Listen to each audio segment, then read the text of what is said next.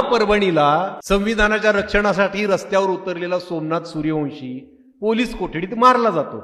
आंदोलन करायला कोण उतरतं? आंबेडकरी समाज फक्त, बाकीचे बघत राहतात. बीडला एक होतकरू तरुण उमदा सरपंच संतोष देशमुख निर्घृण पद्धतीने मारला जातो.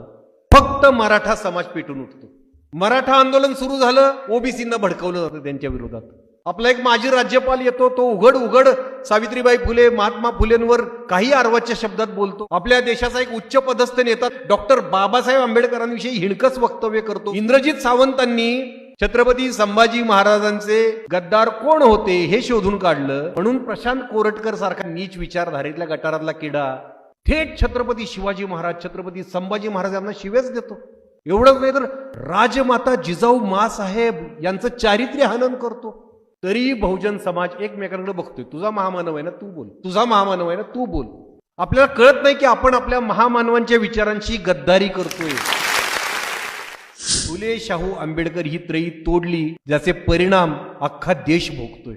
महामानवांच्या अनुयायांमध्ये उभी फूट पडली. आपण आपल्यातच भिंती उभ्या केल्यात आणि त्यामुळे आपणच गुलामगिरीत लोटले जातोय.